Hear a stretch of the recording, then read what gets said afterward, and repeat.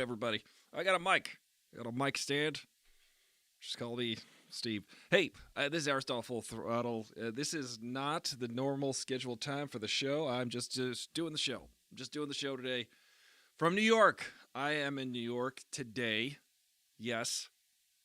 I was in Portland technically this morning, but I'm very tired. I've been traveling. Look at me. I got like a stand-up. I'm standing up doing the show. Staring. My line is terrible. But we're used to this by now. Listen, I'm in New York for reasons. Supporting my team. You know what I mean? Gotta support your team. You might recognize, don't adjust your screens right now. This is, this right here is a Christmas tree. It is May. I'm not coming to you from the future. I'm coming to you from the present. I'm at my parents' house. My mom thinks it's Christmas still. That's fine. It's totally fine. Let me know how the levels are out there. But I'm going to still do my show because I can still do my show from wherever I am.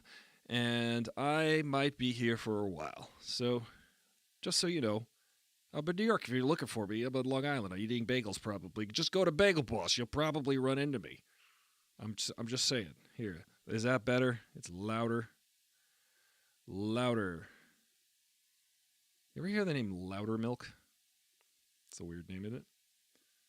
Is this even on? Hell, is this thing on? Hello? Check.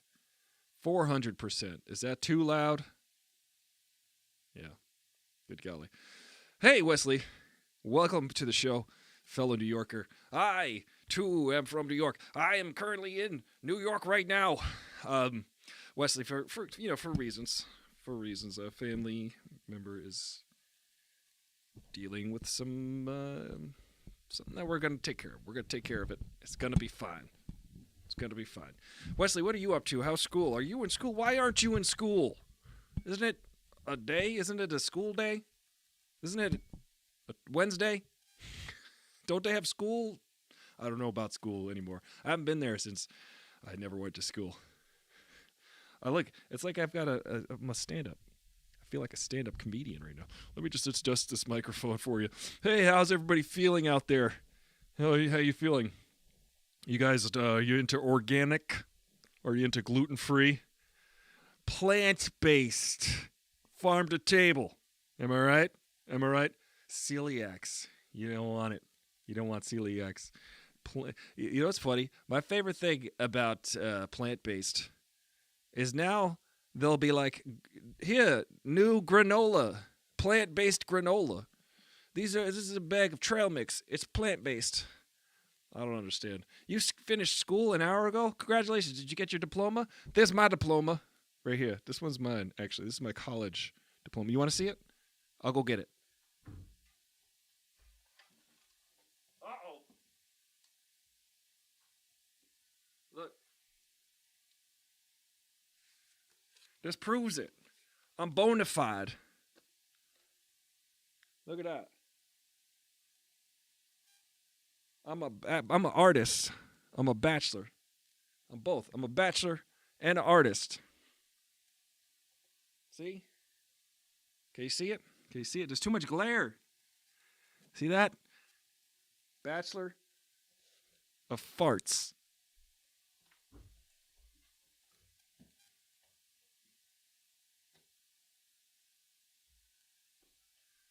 Hey, Ange. How you doing? What's going on? Look, do you like jerky? Well, they got mushroom jerky now. Listen, Ange, I'm working on a new character. He's like this. Shoot. This is a mic stand that it's just holding on. I can't touch it. Can't be like really acting like a real person who talks into a microphone. Ange, what are you up to today? Shouldn't you be in school? Isn't this a school day? Isn't this a yoga school day? Can you hear me? How does it sound? Does it sound sultry? Am I sultry? Ooh, is it good? Good is relative. They're still trying to make kale chips happen. I can't believe them. Why are they trying to make kale? I'm like, listen, guys, kale chips ain't never gonna happen. Let's see. Is this even coming through? Yeah. It's coming through.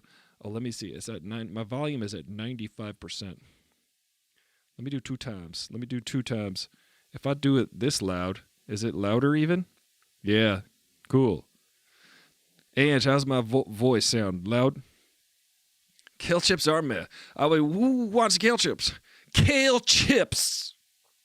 Plant-based. Granola. See, I want to do that. I'm going to do that. Maybe I'll do a TikTok of that. Who likes farm to table? Okay? Free range. See? That's the character. He's all about it. He's all about that. I'm all about it. See? I'm still working it out. But this is fun. I'm on my feet.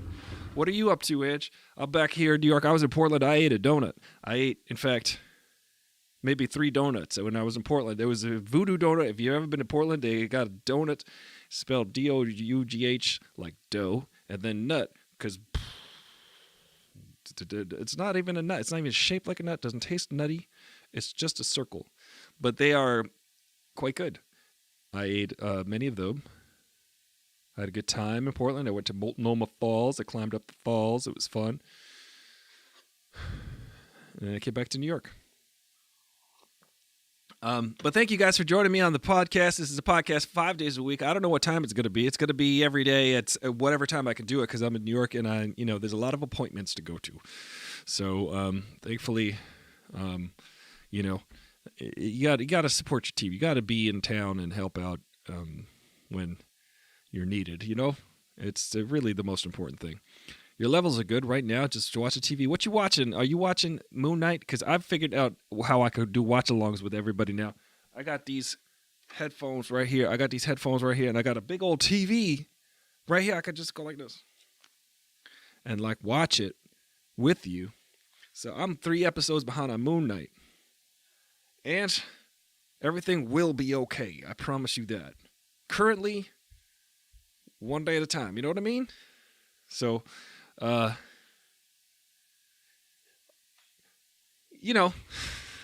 just living single. You watching Friends. Remember they had the show White Friends in the 90s? It's based on living single.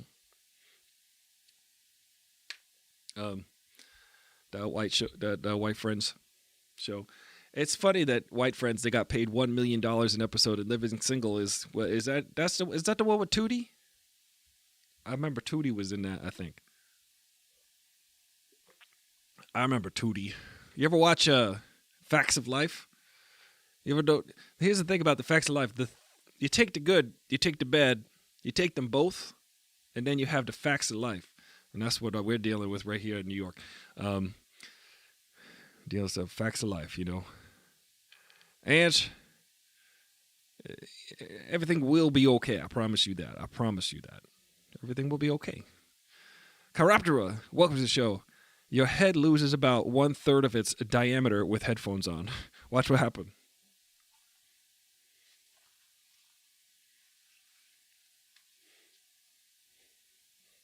I think it's half the diameter. My radius is infringed upon.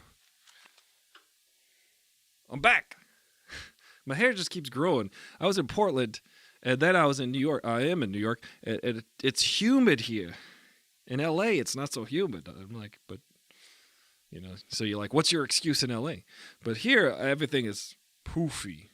I got like a mic stand here. I do the show like this now. I do crowd work. Hey, sir, where are you from? Milwaukee? Is it because we're in Milwaukee right now? Hi. It's, do you like beer? Is it because we're in Milwaukee? Have you ever watched Laverne and Shirley? That takes place in Milwaukee. Thank you. Good night. Milwaukee. You ever heard of Jeffrey Dahmer?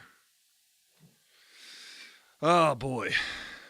But I would appreciate if y'all hung out with me every day, went on me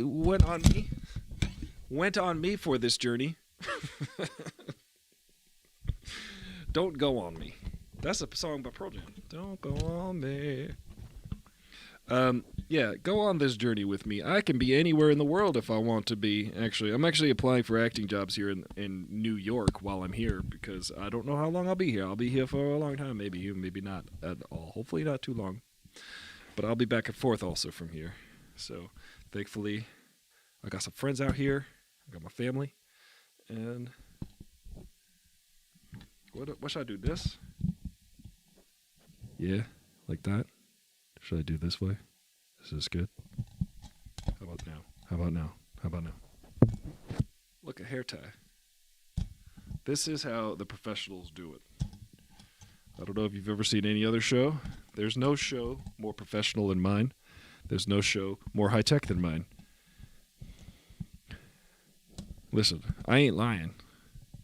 If I was to do this exact same show 10,000 years ago, look out. I win. I would win the world.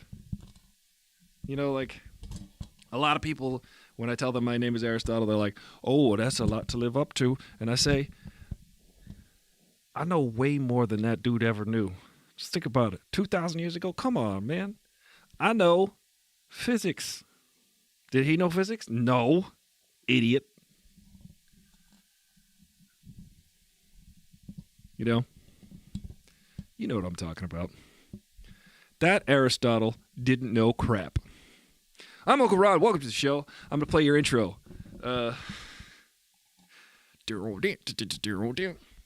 Lipstick, rainbow, lipstick, ribbon, gold. Dance all night. Dance all day. Something about Nefertiti. I'm trying to fix this microphone, but it's not working. I'm trying to think, but nothing happens. Did he know about Moon Knight? I don't know about Moon Knight yet. I'm 3 episodes behind. It's been a crazy week and a half, except that does not excuse the 2 weeks ago episode and now. But Ron, I was saying this. Welcome, Ron, by the way. Happy birthday to Ron. It was Ron's birthday the other day. Okay, let me just do this. Let me see if I could. I'm gonna create a bring to front controller. MIDI shortcuts. No. Master volume, title, volume. Wait, hold on a second. I've just downloaded all this stuff.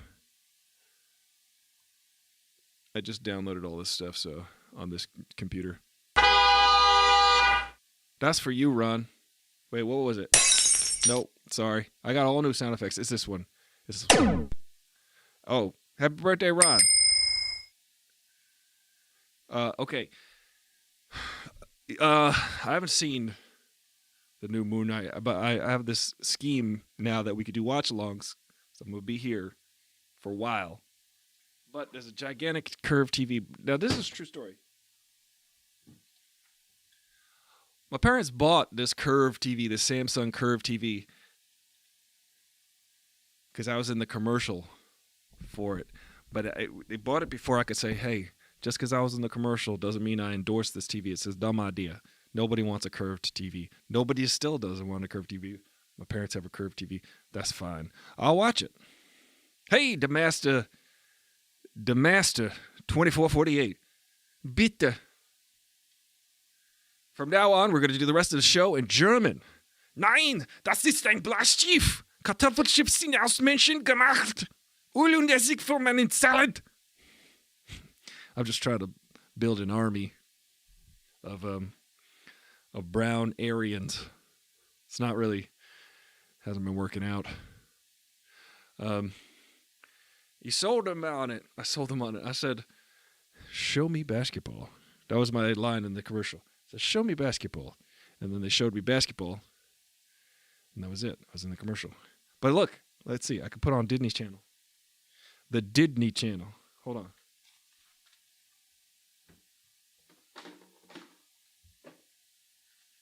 I'm glad the gang's all here. This is an earlier show. Again, do not adjust your devices that you're watching this on. That is an actual Christmas tree that's fully adorned with lights and candy canes. Don't believe me? Just watch.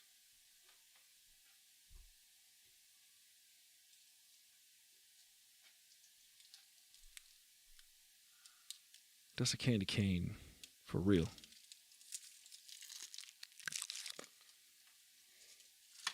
I don't care that this candy cane might be from 1987. Still tastes the same.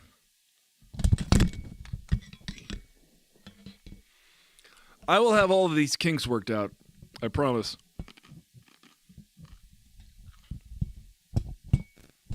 Okay, hold on.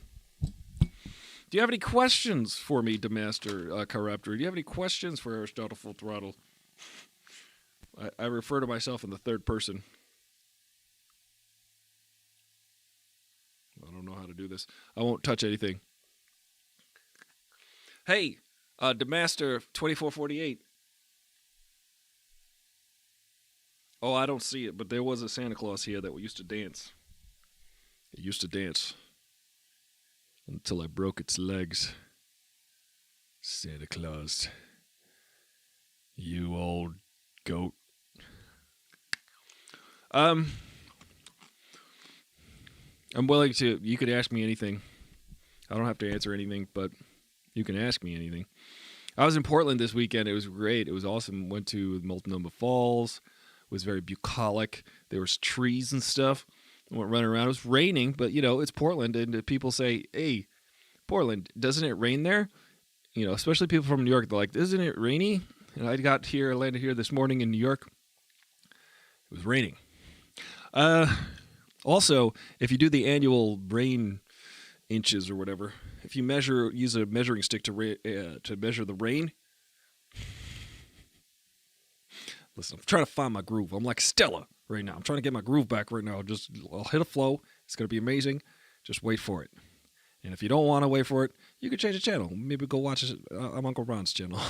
Demaster 24 Faces. They spuns like fun. Lots of nature. Yes, it was spuns. It was spuns like lots of fun.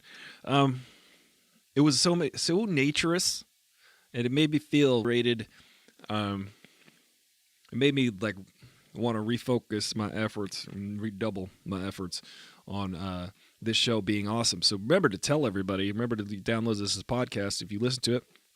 I also want to talk about stuff, music, movies, fun things, issues of the day. I do want to talk about Johnny Depp and Amber Heard.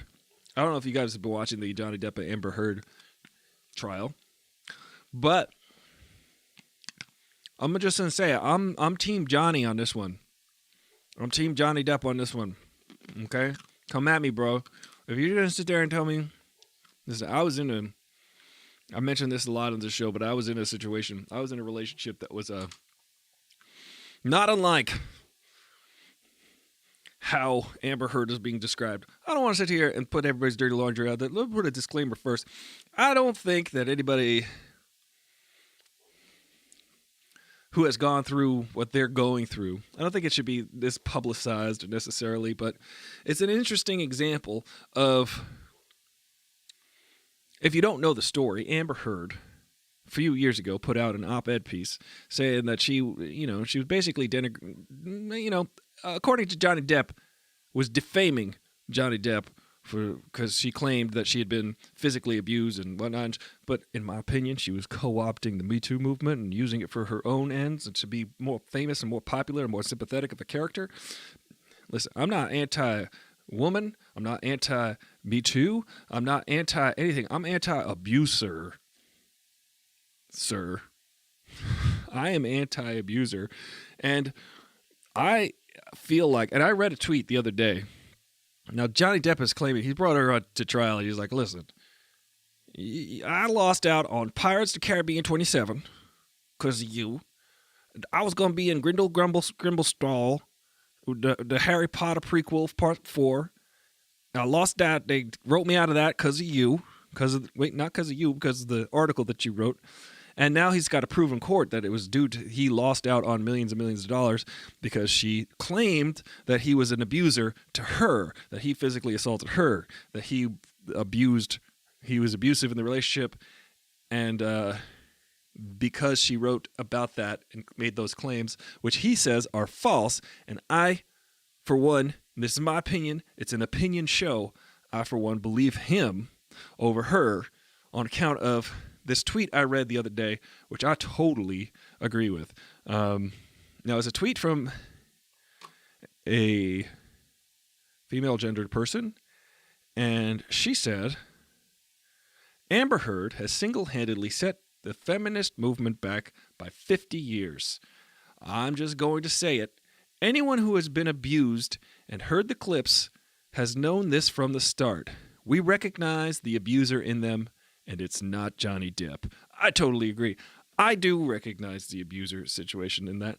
And I think that Johnny Depp himself, if you watch him in the whole thing, he's very mild-mannered. He's very, like, always got his eyes down. He's always calm. He's a little sarcastic here and there. But the claims he's making are that she's live wire. She gets set off, and then she becomes this rage monster, which I haven't had to deal with personally. And I understand that dynamic. And you could tell from the clips also, he's also proving like that her word is not true. She has made many claims, Amber Heard made many claims against Johnny Depp, which were proven to be false. And also many, many, many people are testifying against her saying, you're lying. And they're showing that she's lying. So look, I don't want to be caught libelous or slandering. This is my opinion. But I think I'm not again, I want to repeat, I'm not anti-Me Too. I'm not anti-woman. I'm anti-abuser. And I feel like when people say, believe women, yes, believe women.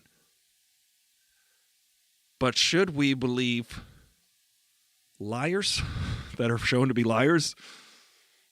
Should we just take it and then completely dismiss out of hand Johnny Depp's entire remaining career? Which is interesting also because Amber Heard's team is like, look, you suck anyway, Johnny Depp. You weren't going to make any of those movies. They're trying to prove that Johnny Depp was not awesome. They're trying to prove that his career was tanking anyway and it had nothing to do with Amber Heard. But you mark the day that she posted that op-ed piece, and then the day after when Disney and Warner Brothers fired Johnny Depp because they didn't want to be associated with those claims, he has a fair case. And at this point, he's just like, look, I just want to clear my name. I'm not even pursuing, the money isn't even the deal here, but $50 million would be nice. I'm trying to fix my glasses so they don't have glare. But it's just about saving his, just about proving that, like, look, you abused me, and you're making that claim, which is the most horrible thing that could happen. One of the most horrible things that can happen. If you make a claim that of abuse to someone, that could, and it's false. Just think of how devastating that could be to somebody. Their emotions, their mentality, their career, their perception, how they're perceived, how they perceive the world. And I think Amber Heard, and I think it's going to come out more and more, it's going to be evident that she was co-opting a movement to gain sympathy and popularity. That is my opinion. Can you repeat that question? I just missed that question, Chiroptera. And it was on the screen this whole time, and then I missed it because I was talking this whole time. But if you could repeat that question, I will read it aloud again. But I will read it aloud for the first time. In fact, let me see if it's on my Twitch screen. Amelia Clark. Amelia Clark. What about Amelia Clark? Amelia Clark. She had like a brain injury. Who would you pick to recast Amber Heard's role in Aquaman?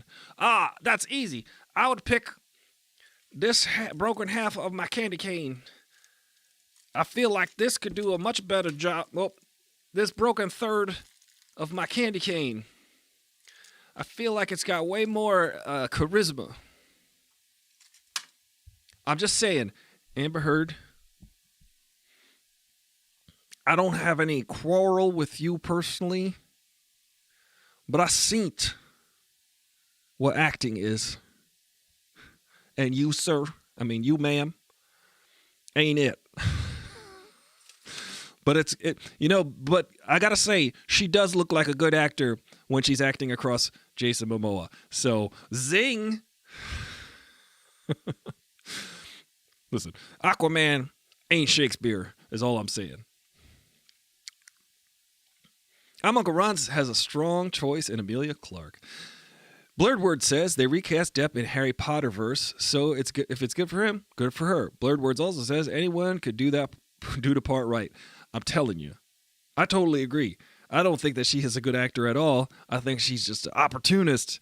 Oh, I'm so angry. You know why? Because I have a personal beef in the sense of this touches me in spots that make me angry because I have dealt with an abuser. I have. I'm a dude. I didn't like it. I didn't stand up for it. I said, I do not accept this. In every instance where I was called names and thrown things at me and hit, I was just like, this is unacceptable. Like, that's how I dealt with it. Like a rational, reasonable person. I said, I'm going to leave the situation. It is volatile. Goodbye. But this other person was very violent and very rageful. And it was it's something I recognize. And I could see it. I could see Johnny Depp sitting there just kind of like to himself. And Johnny Depp's whole history makes way more sense as an individual psychologically. That he is the kind of guy who would want to placate and placate an abuser. I don't think he's 100% innocent, but I think it's more like 80-20. Just saying. Emilia Clarke and Jason Momoa have a lot of chemistry, says I'm Uncle Ron.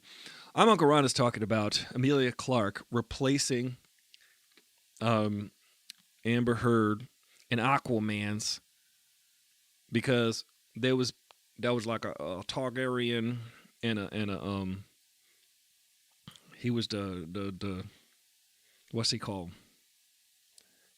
The other warriors. You guys got it. You guys know what I'm talking about. Yeah, I don't know. Most of that season, he was just Jason Momoa was just most of that he was just raping her the whole time, mainly. So I don't know if that's called chemistry. I don't know what chemistry. Maybe that's like when you put baking soda in vinegar and it explodes, that kind of chemistry, or if you put like liquid nitrogen. Not sure that was chemistry. It was, but I see what you're saying. Sort of. Actually, do I? The Targaryen and the Mother of Dragons. The Chiropter says, additionally, when people make false claims of abuse, they make it harder for actual survivors of abuse to get help to support them. That's what I'm saying. I'm saying that. That's what I'm saying. That is the overall point of what I'm saying.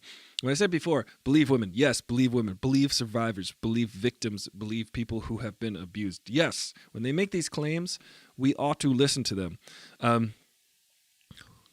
I heard someone else sort of readjust that. Instead of saying believe women, listen to women. Listen to people. Listen to it, because the claims are often just, I dropped my candy canes. I dropped my candy canes.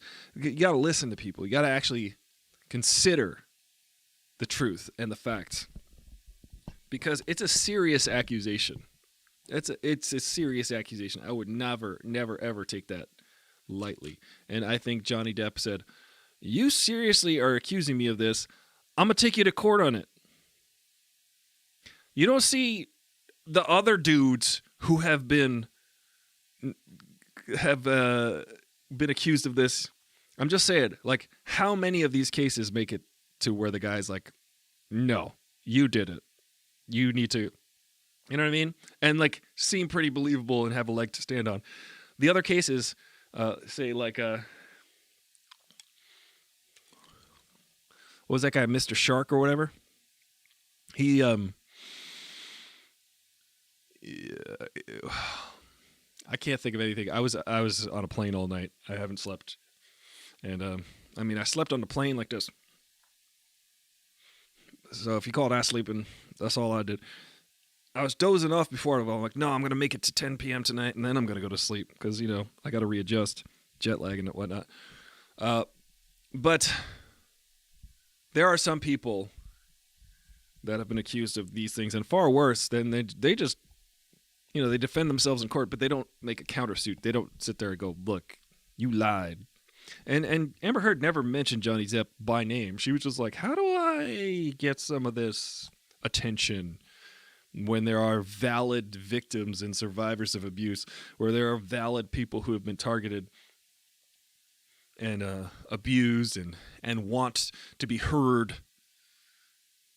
The pun, no pun intended. She wanted to be heard, but I ain't listened to Heard. You heard? You got 5 minutes on your lunch. I need a candy cane ASMR, please. That's what you're getting. Yes, listen. I'm just saying it's been a crazy trial, and I am on Team Johnny all the way at this point. I was listening to his bodyguards talk about altercations where she claimed that she was hit, and the bodyguard's like, no, she threw a left hook right into his face. And this other bodyguard is like, I'm a bodyguard. He is my client. I'm trained to recognize injuries, scratches, black eyes, etc. Johnny would have these show up on him periodically. I did too, by the way. I would get scratches all over, stuff like that. Not from requested scratches. This was not a part of any type of performance or anything. It was out of rage toward me. I do mention this, but I think it's important. I think it's important for guys to be like, hey, so-and-so guys or anybody who's had an abuser, who's ever suffered abuse.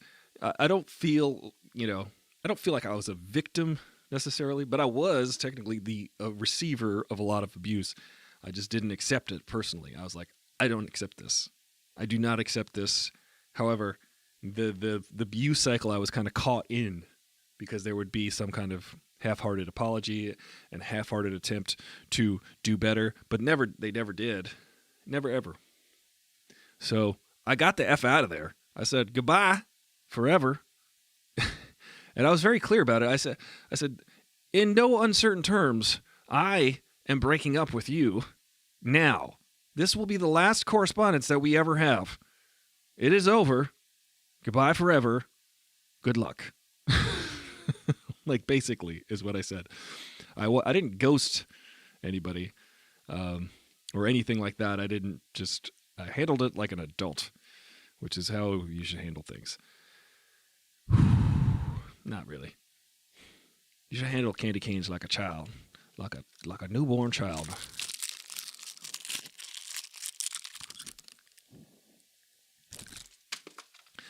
Chiroptera says, thank you. It was a beautiful couch.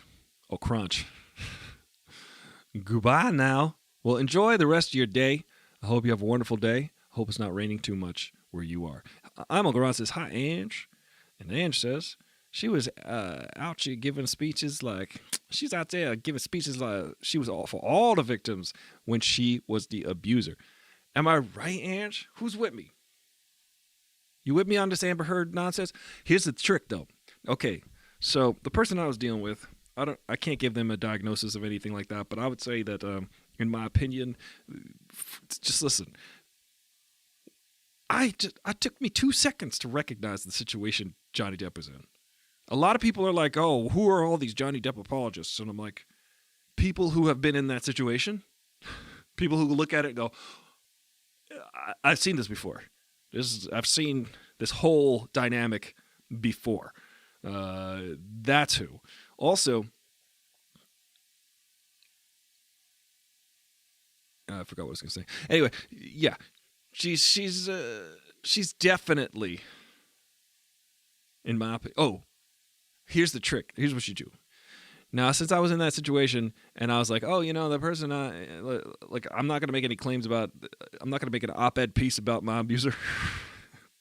But I would say that I recognize certain behavioral patterns of what was being described about Amber Heard. And then, of course, the diagnosis that the psychologist came out with was like, I expected that to be the answer, that she has borderline personality disorder. Now this is what, okay, now that is a serious disorder to deal with. If you are a human being with borderline personality disorder, it is a very serious condition.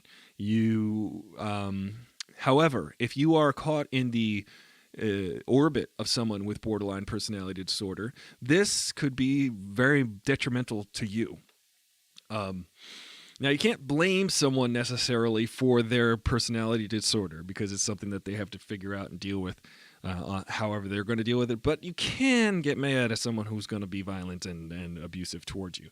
You can get mad at that. You can get angry at that. If they come at you, they ought to face the consequences of that, because it will probably be, well, it's a really tough diagnosis to deal with. I've dealt with people who have that. I've been a case manager and a counselor. It's a very tough thing. And Amber Heard also being rewarded for being a beautiful actress. They say that she's also very narcissistic. So narcissistic people who have histrionic and borderline situations, you got to run far, far away from that as soon as you recognize it, because it is ugly. It is ugly, ugly, ugly, ugly. It's not good. Let me know how my voice is sounding. If it's like, here now, I can check it right now myself. I'm gonna do it. Hope it's not distorted. Far, far away from that. Oh, it sounds good. As soon as you recognize it, because it is ugly. I was just checking to see if it was distorting. But here's what you get to do. Here's what they're gonna see in this next. And it's just beautiful eye at best. Okay, but here's the thing. She especially is the apple of Johnny Depp's eye. Johnny Depp was just like, I'm just so in love with this woman. I think she's the most beautiful person I've ever seen. And Johnny Depp, okay, the sound is perfect. This is way better than at home. There's no mess ups. I'm on my laptop. Should just do the show like this forever in a window. I'm in a windowsill right now. There's like a window pane. But here's what Johnny Depp's team is going to do. I promise you. They're going to try to agitate. They're going to try to irritate. I feel like I'm on What's Up With That? They're going to agitate. They're going to try to irritate. They're going to try to intimidate. They're going to try to get Amber Heard to show her true colors. I bet you it's manipulative, but it will prove a point. It will prove a point. It will show. When Johnny Depp has been completely calm this entire time, and calm, cool, and collected, and very well-mannered, if they can just say a couple things, it's not hard to rile up somebody who's got narcissism, histrionic, and borderline. It's not hard to rile them up, especially when you confront them with the truth. If you give them the truth that they don't want to hear because they want to gaslight you, they want to figure out how to suppress the truth or lie to you and get you to believe the lie, they throw tantrums. They throw a fit, they get angry at you, they go into full out rage. I've seen it. Okay? You cannot do anything that comes to if you get close to that truth, they're going to try to pulverize you. So what's going to happen is we're going to see her true colors. I guarantee it. I guess full toddler age. I agree. I guarantee you. In like a next week or so, she's going to be on that stand and she's going to lose her cool because she has a lot to deal with as a person with borderline personality disorder. She's got a lot to contend with. And if she's lying, which I think she is, I don't think she is. I think that it has been shown over and over again that she has been lying this whole time. And they have not shown Johnny Depp to be lying. They've been like, they're just trying to, the Amber's defense is just trying to say, Johnny Depp, you washed up. You're just an old man playing guitar. And it's like, no, Johnny Depp's pretty awesome. We all love Johnny Depp. Since when did we not like Johnny Depp? Really? Y'all just stopped liking Johnny Depp 5 years ago? No. Every time Johnny Depp came out with a movie where it was like, oh, cool, Johnny Depp's in the movie. He's going to act like Ronald Reagan meets Charlie McCarthy, the dummy. Oh, Johnny Depp is in a movie? Cool. He's going to play Keith Richards as a pirate? I'm in.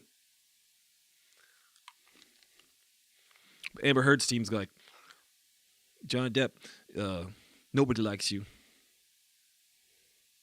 I beg to differ. Blurred says, what's up with that? What's up with that? Ooh, wee. I'm going to get... Yeah.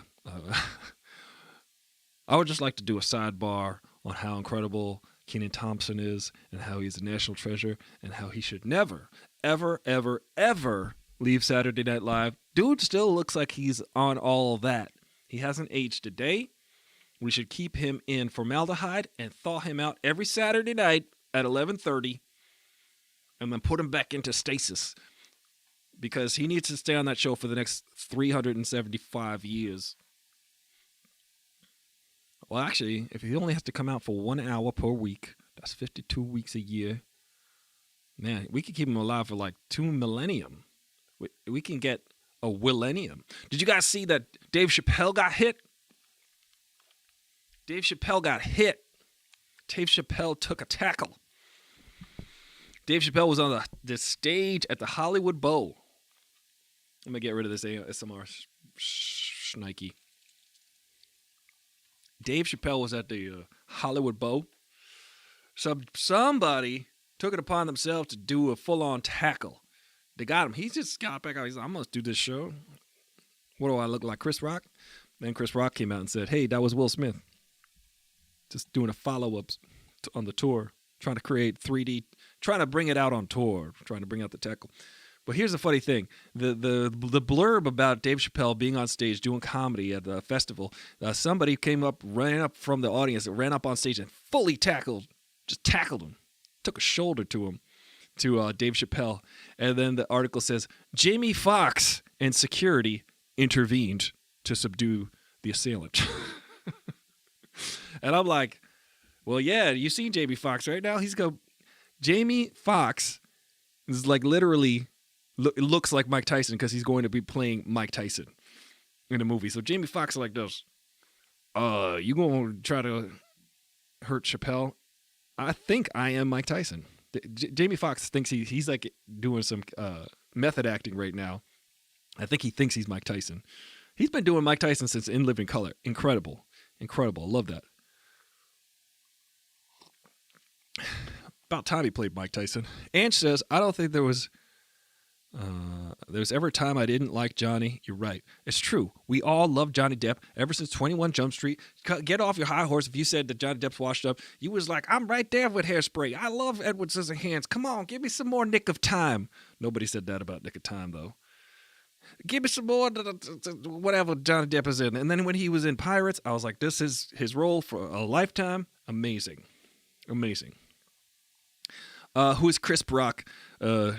He's like Cookie Crisp, except more Count Chocula. Forward to Unto Yawn. Thank you for being here, Forward Unto Yawn. We always love your commentary. It's very colorful and empty. What else do we got going on here? Blurred Word says, comedians keep taking hits. That's true. Taking shoulders. Taking all shoulders hits. But here's the best part about that story.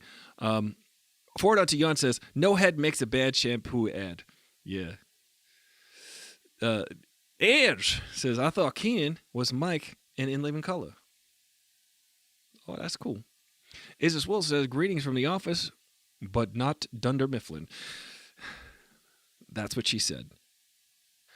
I would like to welcome you guys all to this new time. I don't know if this is the new time for the show, but I'm doing it now because I'm in New York. I'm supporting, I don't know how to phrase this to keep anonymity, but there is a situation that I'm dealing with here in New York that might lead me to be here for a while. And hopefully, sooner than later, I'll say, things will be all on the up and up and we'll be all good.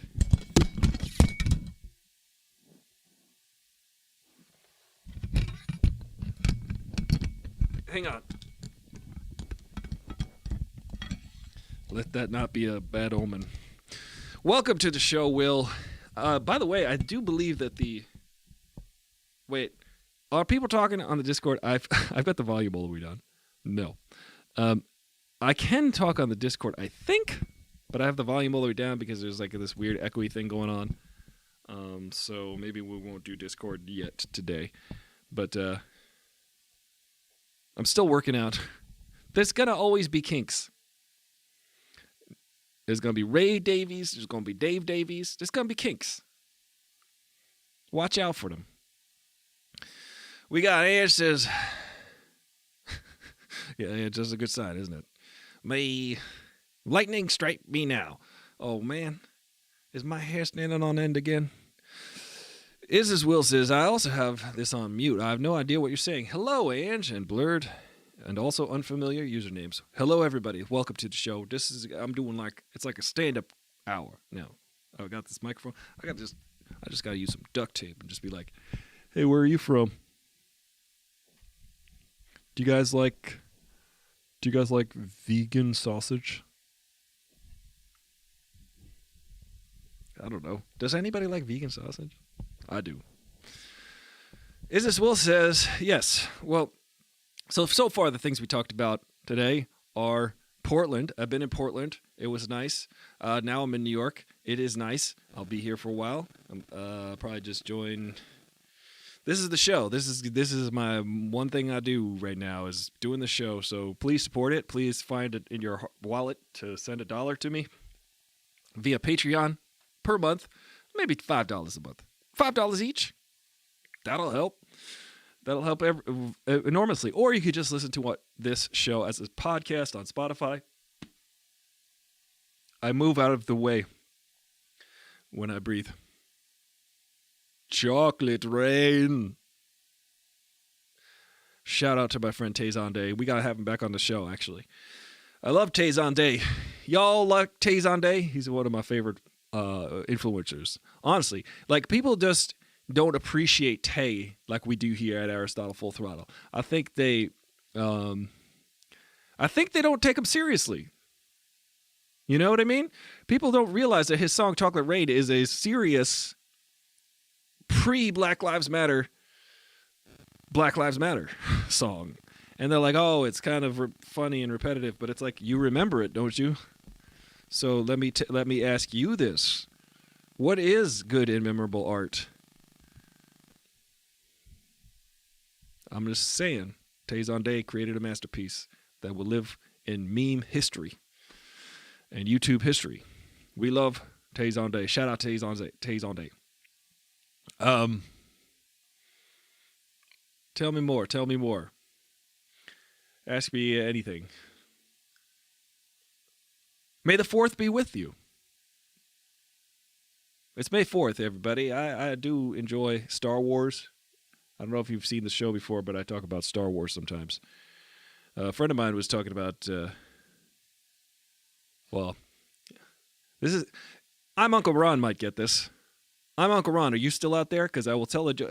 Will, you might understand. You might not understand this, but just get this reference because it's this very specific reference to a band called Cave-In. Cave-In has an album called, there's an album called, I think it's Anchor, which is great. And then there's Tides of Tomorrow, which is a great album, very underappreciated by the fans. And I said it's the last Jedi of Cave-In albums. It's a good album, just not appreciated by the fans. I guess you can all get that reference. You don't even have to know the album. You get the reference because I said Star Wars. I don't even know what's in here. Apples? What is this? What's that hint? I'll give you a hint. What's in this? What are you doing on this Wednesday? I got to catch up with Moon Knight. Is today the last episode of the series for Moon Knight? Because I will probably just watch it all in a row tonight on this giant curved Samsung TV because my parents bought it for some reason. I don't know why. But I think it had something to do with me being in the commercial for it. But then I said I couldn't stop them ahead of time. I was like, you shouldn't get that TV. There we go.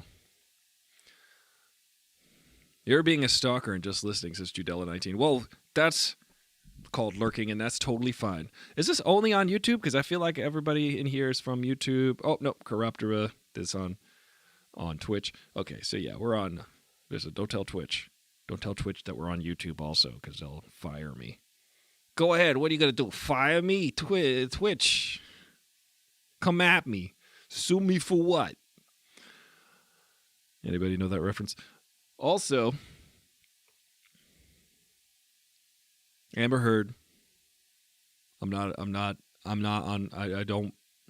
think she's done it. It's been shown that she, in my opinion, it has been shown that she is more to blame than she is a victim of this situation. Personally, that's what I think. Stalk at me, bro. Come stalk at me. I think Dave Chappelle. Oh, yeah, guys, by the way, did you see the guy's arm of the guy who tried to tackle Dave Chappelle at the Hollywood Bowl? The guy's arm was like this. It was like on backwards. Jamie Foxx said, I'm going to take your arms off and put them on the other sides. Jamie Foxx said, I'm Mike Tyson. I'm for real. I'm going to bite your ears off right now. Jamie Foxx and security helped subdue the attacker of Dave Chappelle at the Hollywood Bowl over the weekend, or just yesterday. It's not even the weekend. By the way, I saw a band called Royal Blood on Sunday. Incredible. One of the coolest shows I've been to. It was so good. I was in Portland. We were at the this ballroom, Crystal Ballroom. Look into my crystal ballroom.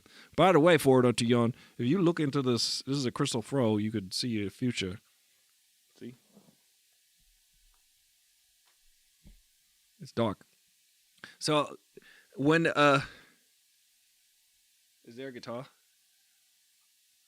There's a guitar.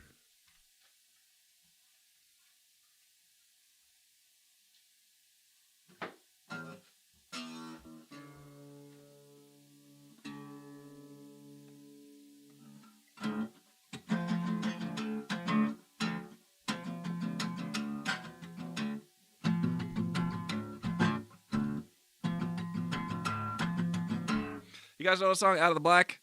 It's a good song. It is by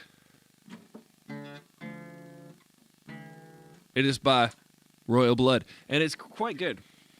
I love that part. It's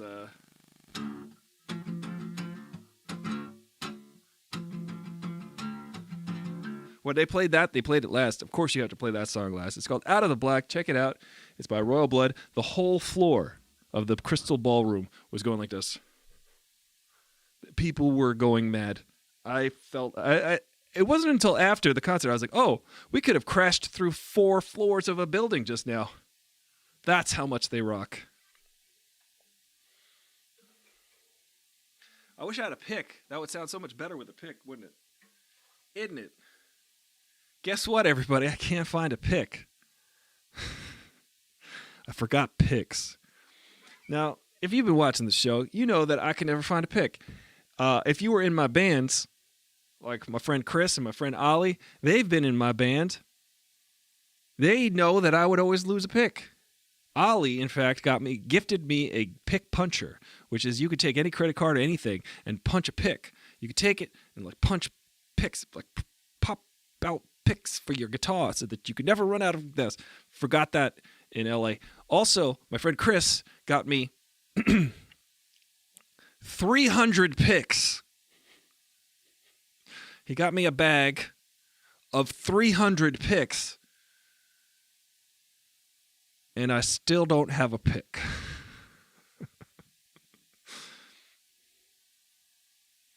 Just saying, I have a special talent, and that is losing picks, never using picks, needing a pick and not having one. That is my special talent. Thank you, everybody. Judella19, you're being a stalker and just listening. So, Judella19, I picture you in a bush, hiding outside someone's house right now, listening. That's scary. I'm going to call the cops. Nah, I'm just kidding. ACAB. Yeah, so I saw Dave Chappelle get attacked on that stage. I wasn't there, but I did want tickets to that show. I did want to go see them. Uh-oh. Judella19 says, I'm right behind you. She said, I'm outside your house. What? outside my house.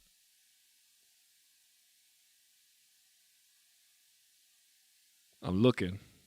I don't see you. Nope. She got me by the ankle. I got stung by a stingray once in the ankle. On the heel, actually. Got to the bone. Don't get stung by a stingray, Johnny Depp. So I was in Portland, saw a cool concert. Saw some waterfalls. Don't go chasing waterfalls, though. Unless you're in Portland. You might slip.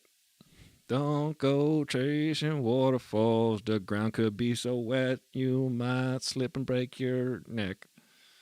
I think it was the original verse or the chorus. That was, you know what I was just thinking about just now for some dumb reason? The worst song, the song that no one could ever listen to ever again, and I'm going to ruin it for you if you ever liked the song, which was a terrible song to begin with. The song You Are Not Alone by Michael Jackson. You are not alone. I'm here with you. Though if I'm apart, this song's really dumb. That song is by Michael Jackson, who canceled. Michael Jackson's canceled. He's a child abuser. But even what's more is that song is written by R. Kelly. R. Kelly, another child abuser, wrote a song for Michael Jackson called You Are Not Alone. Canceled. I'm just saying, if you got that on your mix on Spotify, just say don't play this anymore. Michael Jackson, R. Kelly, like, they came together to make the worst song possible to ever listen to ever again. The most mediocre pop song ever, but also just don't listen to it ever. You're still upstate, says Judilla 19. Well, you are not alone. I am here with you. Though we're far apart, I don't know the fourth line. That song is essentially the exact same song as I Believe I Can Fly. I always make this parallel often, but I like to repeat these jokes on the show because I realize you haven't seen every single show unless you're I'm Uncle Ron. Thanks for watching, I'm Uncle Ron. I see you. Good golly, this is not a real mic stand. This is not a real mic stand. This is more like a mic fall down. Here's the song. You are not alone. I believe I can fly. I am here with you. I see me running through the open door. Though we're far apart, I believe I can soar. It's the same song. R. Kelly, come on, man. What happened with, writing the bangers? That was a poor choice of words. Hey, everybody. I'm really happy to be able to do this wherever I go in the world and take you with me wherever I go in the world. And right now, you're in the basement. I'm sorry. Hey, it's not Christmas. Eric Drea, that's Brother Ricky. Brother Ricky, welcome to the show. Brother Ricky, you want to give me a call on the phone? Brother Ricky, are you home yet? Brother Ricky? In case you guys don't know, Brother Ricky is my brother, Ricky. And he's a part of the show. If only in spirit. He's only ever called once. However, this has been in the works for years. It takes a while to get things done around here. Let me see if I can call Brother Ricky. Brother Ricky might be having an actual gainful employment job. Me? I do this. Thanks for listening. I'm here on Long Island, supporting my team, being here, doing what I can. Doing all the things I can to make it easier for everyone that has to, listen, I'm the guy without a job is what I'm saying. I am looking for work here in New York as an actor. So anybody out there who wants to do some summer stock, I'm ready. Look at me. I could be Death of a Salesman. Look, watch this one. Watch this one. I could have been a contender. How about this one? Stella! And I gotta throw a butt. Here comes Brother Ricky. Brother Ricky. Brother Ricky. Yes. You're on the air, Yes. Brother Ricky. Well, how are you? I'm all right. You know, I realized Brother Ricky sounds like a religious. Amen. We got a call from Brother Ricky. Brother Ricky, tell us about your Wednesday. It's God's Wednesday. It was just a day. It's just any other day. But you know what? God didn't make just a day. He makes Christmas trees. Why is there a Christmas tree in the background? We're talking about Jesus. Baby Jesus. Baby Jesus was born on Christmas Day. Is that a coincidence? I don't think so. You ever notice that baby... He was born in March. Yeah. Well, Yeah. it's close. You know what I think? I think there was only baby Jesus, right? And then there was like adult Jesus. There was no like teen Jesus. Why don't they make teen Jesus like where he's all pissed off and he's like turning water to wine in his room? Shut up, Mom. You know? Mary. You know? He goes to like Jacob, you're not my dad. I'm just saying. You better copyright this before somebody steals the idea. Don't steal it, anybody. Don't take this. This is copyright 2022. AFT, Aristotle Full Throttle. That's my idea. I'm going to use this on my Saturday Night Live audition. Teen Jesus. That's a great idea. Listen, all I do is win with these ideas. Is this Will says, bonus creep factor, Michael Jackson is in the video, then wife Lisa Marie Presley, herself, the child, the teenage groomed by an adult man. Oh, you just added extra levels, Is this Will, extra levels of creep. Is this Will just made it meta creepy. He didn't make it creepy. He just pointed out the meta creepiness of the whole thing. Yes, that is true. Elvis married a 14-year-old. I'm not lying. That's not a good thing. No, and Elvis was not 14 at the time. He was like 34 at the time or something like that. So, you know, look up your history. Kind of weird. I don't know if he was that. I'm not sure what age he was, but you know, Priscilla Presley, who is Lisa Marie Presley's mother, was married to Michael Jackson. You know who else she was also married to? Nicolas Cage. Everything comes back to Nick Cage, I think. But so, Brother Ricky, you and Teen Jesus was hanging down by the creek, smoking cigarettes. Yep. Why are you telling people we're smoking cigarettes? Yeah. Jesus. Wow. What else would Teen Jesus do? You're in New York?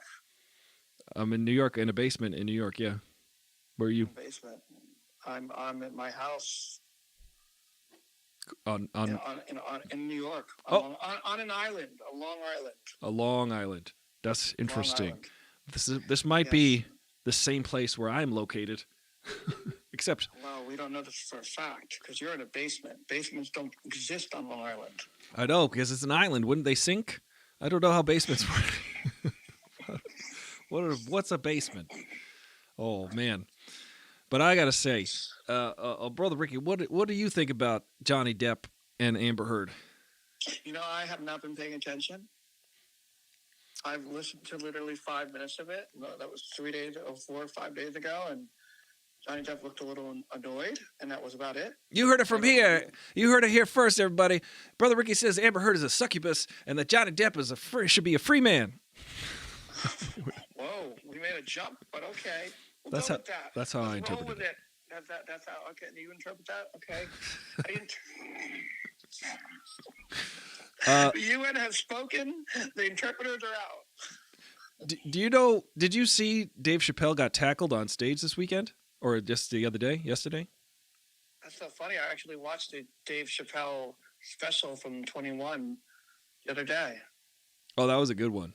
That was really good. That's the one I watched. I'd never seen any of the others. We were watching it the other day on Netflix. Oh, you got to watch them all. That was like the fourth one in a whole series of special. It was like the fourth or fifth one, and there's a through line, and it really builds to that fifth special. Really? Yeah. Oh my God. Yeah. Like there is like, it goes back to like 2018 or so. If you guys know out there, like when it started, Dave Chappelle did a through line bit was pretty much like 20 minutes of each act or 10 minutes of each act. He would update. Oh. He's like, if you saw my last special, you remember this story, and then he built on it. And then the next time he's like, okay, now you know how everybody hates me now. Let me try to make them hate me more. And like that's kind of the yeah. Now it makes sense because a couple times I was like, what is he getting at? Like, what is he driving at? Yeah. Yeah, I saw that. A couple times he alluded to, well, you think folks, you don't like me now. Well, I'm just going to say this. And then he said this, and I was like, what is going on? Yeah. I'm like, I don't remember this in the media. I don't remember him being ostracized for this and that. Oh, yeah, he was. Oh, Ricky, Brother Ricky. If you've been watching the show, we talked all about this last year. Dave Chappelle was definitely ostracized. Definitely, they came after him. They was protesting in the streets. In the streets. It was only once, right? Or there are many things that he did wrong. No, listen. Whether or not you think he did something wrong is up for debate. But he was definitely protested. People were protesting him for sure. But whether or not, listen, I, again, think that Dave Chappelle is a comedian and his work should be treated as such and his ideas should be treated as such and looked at from a lens of these are jokes. So the Peace Prize is out? The Nobel Peace Prize, he should not be asked. You know, George Carlin made many, many, many jokes about many, many, many people and many, many different types of people and maybe not groups of people, but I saw someone try to use George Carlin as an example against Dave Chappelle because George Carlin was actually in this interview was with Larry King. Larry King was talking about Andrew Dice Clay at the time. Do you remember Andrew Dice Clay? Everybody out there, Andrew Dice Clay in the 80s was going out there saying, "Little Bo Peep, oh," he was like saying all these nursery rhymes. And he was saying all these like vulgar nursery rhymes. And people were outraged. They thought he was horrible. They thought he was misogynistic. And that was the character that he created that entertained people. And if you knew anything about Andrew Dice Clay, and I'm going to always defend comedians, maybe not Louis C.K., but I will always defend others comedians. But if you know anything about Andrew Dice Clay, the Dice Man, or Andrew Clay, the actor, you would see he also had other characters He actually could do a dead-on impression of Jerry Lewis and he could be Jerry Lewis for 5 minutes. He would be Jerry Lewis. And you would be like, if my eyes, can someone get me my glasses? Because I think Jerry Lewis is standing over there. I can't quite tell. He could also do an impression of, he was also an Elvis impersonator, speaking of pedophilia. But he was also like, this is the character that he created. The Andrew Dice Clay, the Dice Man. And people just were so outraged by this. And I was like, and I don't know, I found it amusing. I just thought it was like risque and silly and stupid. It was like the vulgarity of it was the joke. The joke was true. What's that? Wasn't it true that he forgot his Elvis impersonate outfit and didn't go out there anyway, and that's why he did the dice? Wait, hold on a second. I dropped the mic. Say that again. Mic drop. Wasn't it true that he forgot his Elvis costume one night? He was doing, and the club manager wanted him to go out there anyway, and he went out, and then he just did this Andrew Dice Clay thing. I don't know if that's true or not, but it probably, I mean, doesn't seem that thought out. It seems like he just leaned into something, and it worked. That's how I seem to remember it. You remember my old friend Bobby, who was like, a religious fanatic of him. He had everything by him. Yeah. So I remember that story. So just getting back to Dave Chappelle, I think that, but I'm just saying, I think that Dave Chappelle, I love the comedian's jokes. I like his jokes. I like his thoughts. They amuse me. Some of them are groaners. You groan at the joke, but you recognize that it's a humorous joke. You go, okay, I see the humorous angle on that joke. I'm groaning. What I'm saying is, I don't. And when people are like, "Oh, he's attacking people or he's hurting people," it's like, oh, listen, I can't control who gets hurt in a situation. Nobody can control that necessarily.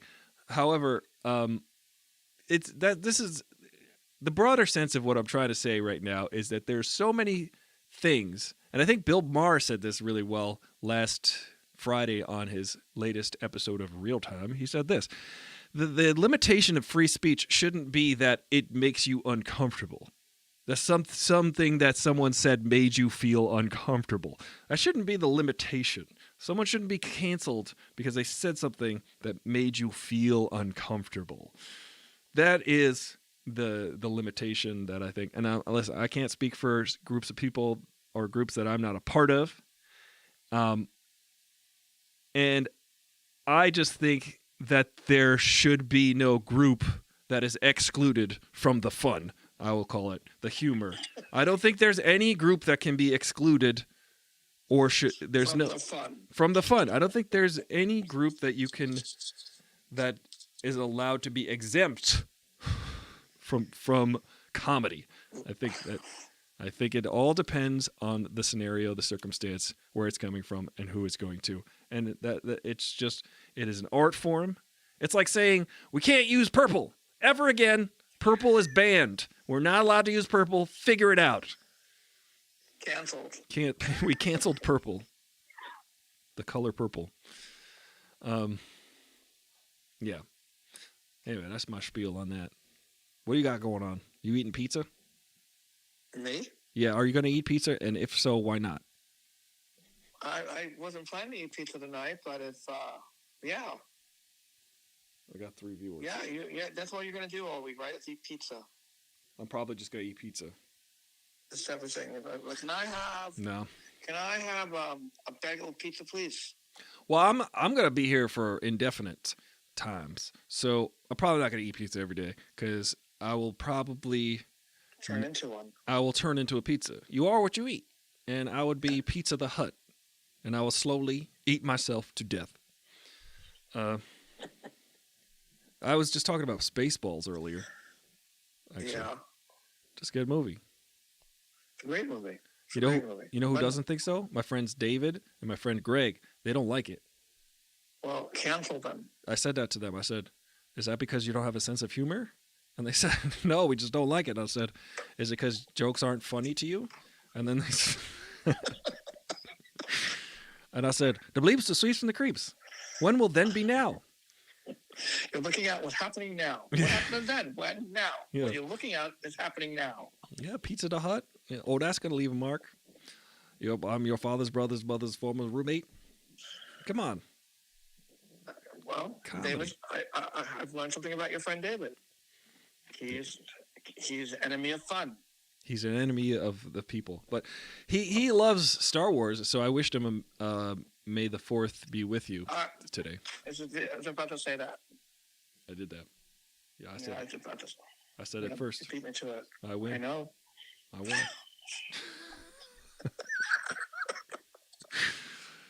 Yeah. So that's that. Well, I'm glad you're hiding out in the basement. Yeah. They can't find me here. They can't find you here. Yeah. Yeah, they won't be looking for you there. I'm in an undisclosed bunker. Well, be careful now. Tread lightly. I'll tread any way I want. I'll tread this way and that. I'll tread with my socks on. I'll tread with barefoot. I'll tread with treads, in fact. Well, I've decided if I stay on the phone with you, I may lose my license or something. Oh, you don't lose your license. What, your driver's license? No, not that. The other thing. Oh, okay. Well, no, we won't even talk about that because I really don't like Judella19 wants to remind us that it's Keith's birthday. Happy birthday, Keith. Is Keith funnier or not as funny as Dave? Keith is funny. Would he find Spaceballs funny? You should use that as Of course he would. litmus test. Keith's funny, Dave's funny, Greg is funny. Yeah. Yes, Spaceballs is the litmus test from now on. Somebody doesn't find it funny, they should be taken out and back and beaten with a stick. A candy cane? They should be candy caned. There you go. I'm going to use that as the litmus test. Yeah. I'm going to beat you with a stick right after these messages. I got nothing left. I'm waiting for the commercial. Yeah, I'm waiting for the commercial. I could play a commercial right now. Let me see if I can play a commercial. Hold on. Hey, everybody watching. Here, watch this commercial. I don't know how to do it. I forget how to do it. Hold on a second. Anyway, if I play a commercial right now, that would be... Here, hold on a second. Appearance, my channel, my schedule, stream manager. This better be an amazing commercial for the build-up that you created. Oh, yeah. Everybody, I can't find the commercial, so I'll just say it. Does your hair look like you didn't wash it for your whole life? Is it fluffy and poofy and frizzy? Well, tough luck. Shave your head with this razor. We've got Schick razors for only $9.99, $99.99. They're very expensive, but you only need one once to shave your head at Rite Aid. Thank you. That was my commercial. How much did you get for that? They pay me in pepperoni slices. So. Is it the stuff that you buy from the store that's frozen and then you have to cook it yourself, or is it like from the pizzeria that's like a good one? It's from some. They find it usually in the street, by the gutter. Okay. So it's like, it's like Pizza Hut or something? It's totally like Pizza the Hut. Well, that pizza, I think it is found by the gutter. I hope you don't have any advertisement dollars coming in from Pizza Hut, right? Oh my goodness, we just lost our sponsor for Pizza Hut. We just lost a sponsor for pizza. Let's go to the telethon board. See how much money we've raised. -$17. Awesome. We're doing great. Telethon. This is the Jerry's Telethon. Let's see how much money we've made. A Christmas tree. We've got and a painting of a sailboat. That's what we've got so far. It's funny. Sailboat. This is a very nautical. So this is Long Island. Okay. Now everything on Long Island is very nautical. There's boats. There's ropes. People like to tie ropes. Noel Dreyer 2 is here. Hello. Are you upstairs right now? It's funny.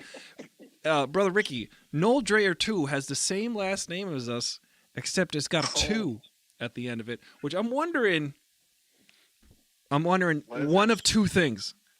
His name is... Two and two. His name is either Noel Dreyer 2... Also, 3 things. He's Noel Dreyer 2, like his last name ends in a 2, like he's Noel Dreyer II. Or, get this, he's a clone. He's not... Or... What? Is it T-O-O? That's what I'm saying. T-O. His answer... Oh, he just replied, yes! Which is it? It's Noel Dreyer T-O-O. See? Somebody, somewhere, there's the original version of Noel Dreyer. Everybody's got a doppelganger. So does Noel Dreyer. Who's your doppelganger? And what does he do? Who is your doppelganger and what does he do?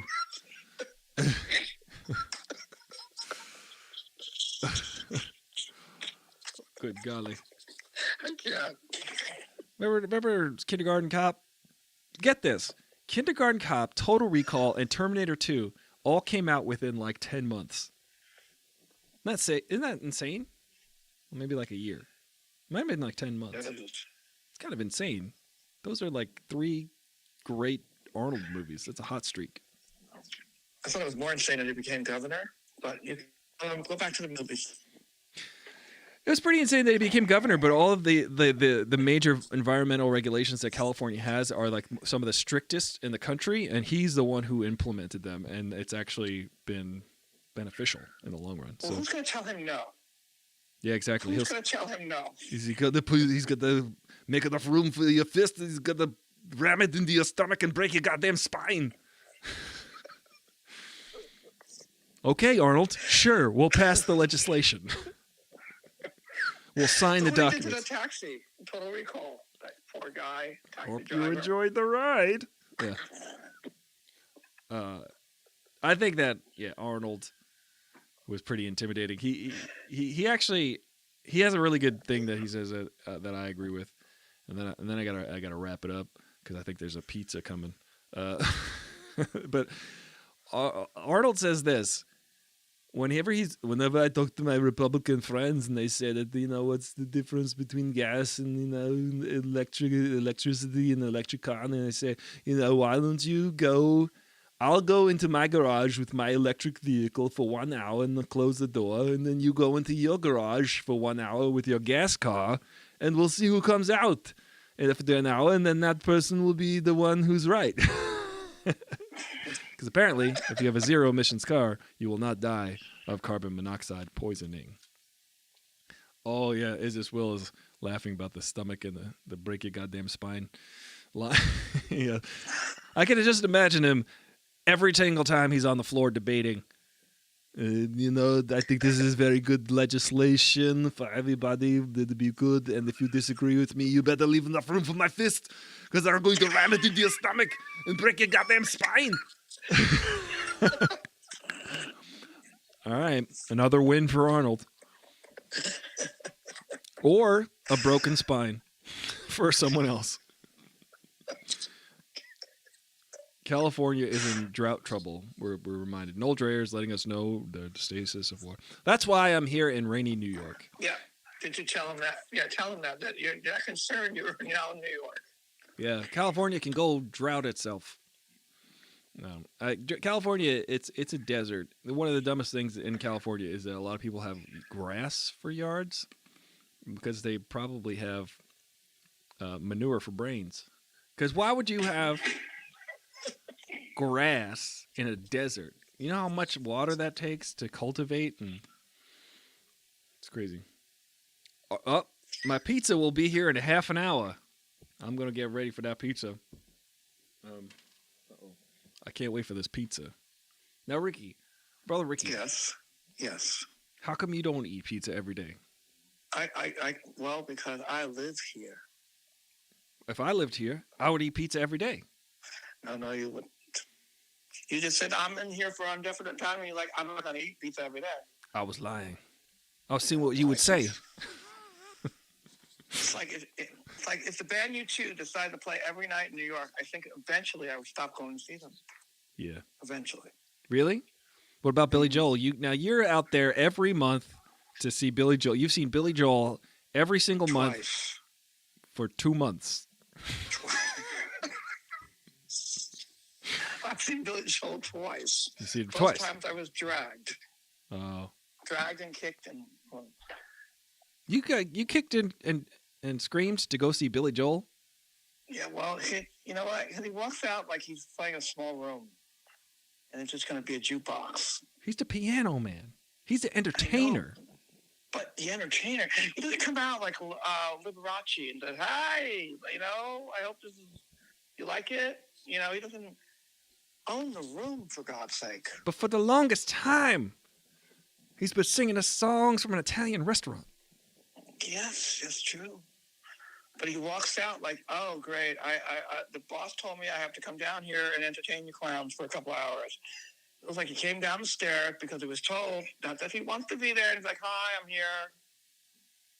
Well, it sounds like a lot of pressure, and if he didn't do it, he'd be moving out. But I don't know why he goes to extremes. Well, he didn't start the fire. He didn't start the fire. I agree with that.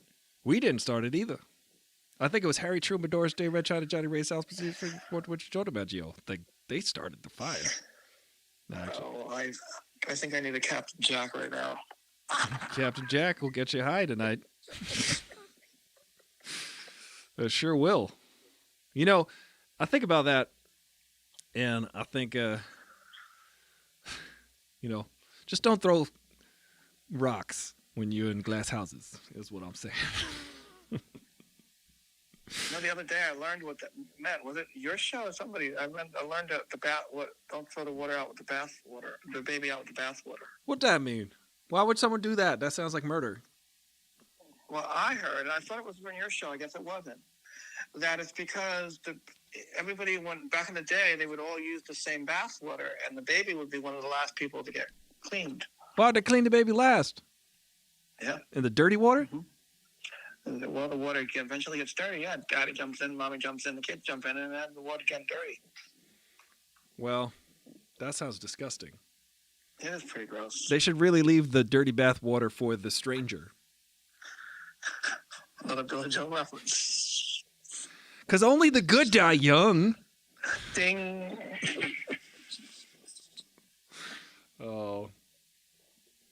I'm just saying. Since I've been here, I've been in a New York state of mind. Ding.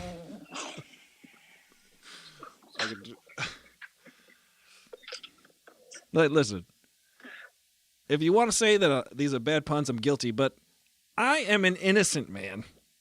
Ding. Whoa! Jeez. Oh boy, I keep dropping the mic. Mic drop. That was a mic drop.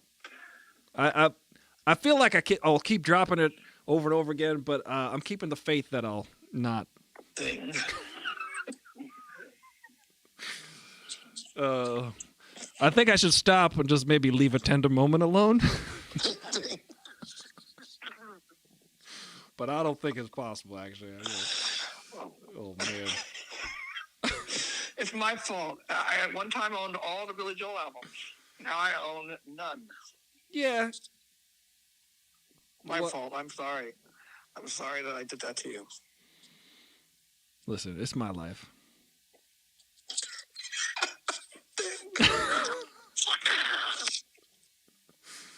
Oh boy.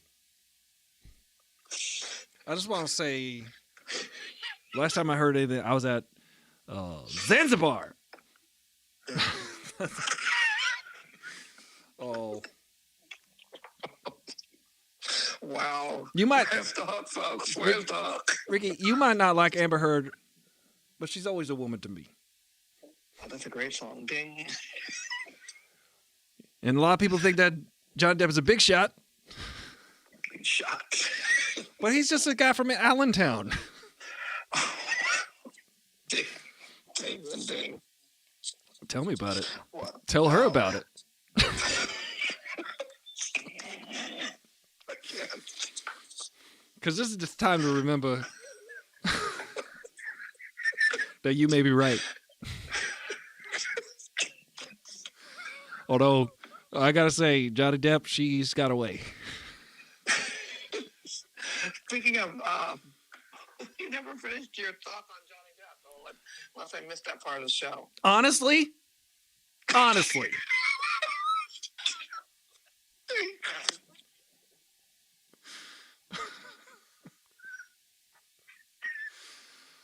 Oh, yeah. I went back to the Johnny Depp. And so it goes.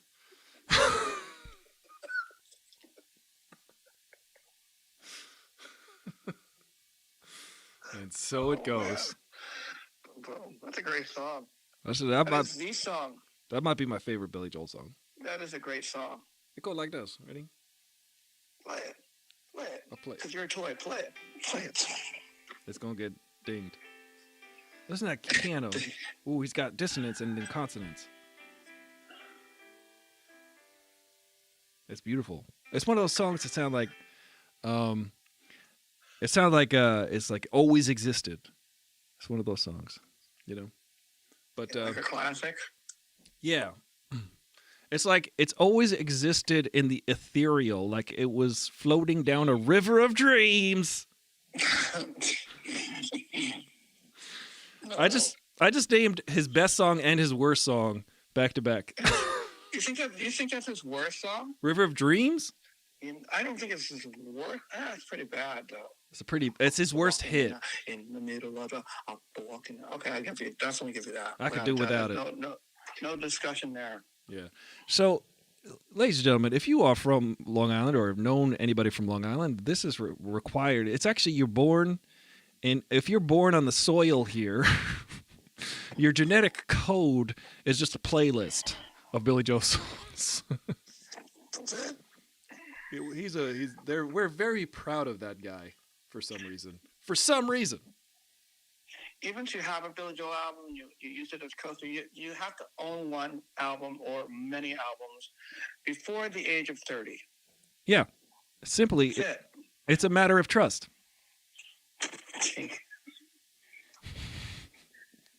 Wow. Oh. All night. You'll be here all night. Yeah. We'll be here all night.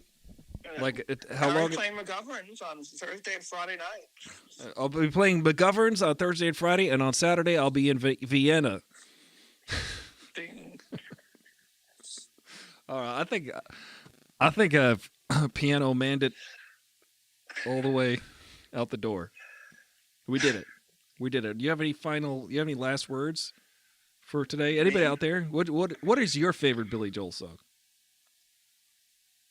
Yeah, you can answer that too, Ricky, brother Ricky. I think one of them is So It Goes. Yeah. Always a Woman to Me. Those are the ones that I think are classy sounding and they don't get old to me.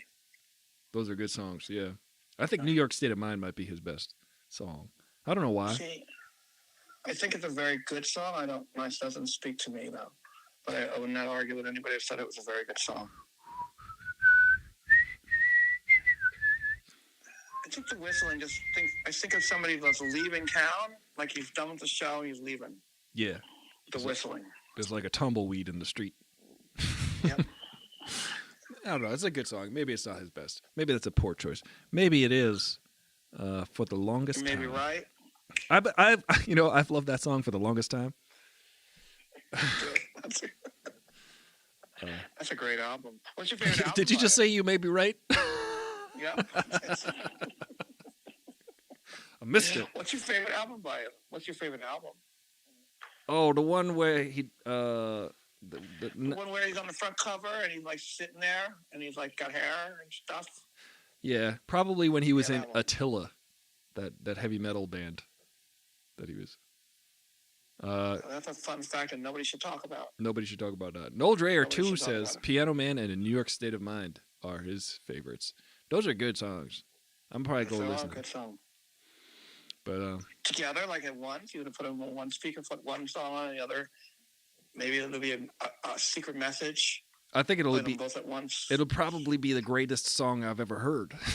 Yeah, it'll be like Red Rum, Red Rum, Red Rum. Is This Will says never been a Billy Joel fan, but Uptown Girl was my first exposure, and I liked it as a kiddo, along with Longest Time. Yeah, that was about the right time because that's a very 80s type of Billy Joel tunes. But he's never anyone's favorite. Is This Will? I think he's just never anyone's favorite. You just know every song by him. Maybe. I don't know. Well, it's like most of his music you can chew your gum to. You're like, don't turn it off, but you're not like, oh my God, I have to run out and buy the record and go stand online and wait till I get him to sign it. Yeah, it's very pop rock or just pop. Here's the thing that always makes me laugh when Billy Joel's like, I'm a rock star. I've been a rock star for 40 years now. I've been 50 years. I've been a rock star. I'm like, you're a piano guy. Like, listen, I'm not going to take away from Jerry Lee Lewis, other than if we're going to talk about people marrying their cousin. Jerry Lee Lewis is one of them. But I'm not going to take away from Little Richard because he's a rock star and played piano. But Billy Joel, I would not consider a rock star. I would consider him a pop musician. Pop music. Papanade? I'd call him an empanada is what we would call him. Empanada. And we put him in. Yeah. I like that. That's where you should stay. Yeah, you should stay in your lane, Billy Joel. Stop saying you're a rock star. It's just embarrassing, and it makes everyone kind of embarrassed for you. Well, what's embarrassing is that he's still selling out the arena. It is And now he just embarrassing. upped the price. It went from $150 a ticket to $200. So if you want to go see him in July, it's $200 a ticket. I'm like, what did you doing that's $50 more now? Are you coming out and did you buy new shoes? What'd you do? $200 is about $182 too much. Isis Will says, false 1 RAs in college, whatever you call it, was a Billy Joel devotee. His entire identity was based around him. So Isis Will, did this guy or woman play piano? Because I feel like a lot of piano players are like, Billy Joel, Billy Joel, Billy Joel. Because incidentally, his songs are difficult to play. And I think he intentionally makes them difficult to play. But in a pop format, which is kind of, it's almost infuriating. It's frustrating because you try to play his songs on the piano and you're like, these are difficult. And it's pop music. Stop being difficult. Remember my friend Johnny C? Remember, he could play them. But you're right, they are difficult. Remember he would play them for us? Yeah. Johnny C? The chord changes are, you can get the chord changes, but some of the stuff he's physically playing is kind of difficult. Well, at the beginning of was it The Entertainer? Whatever. I can't sing the piano part, but he said he's playing Wipeout.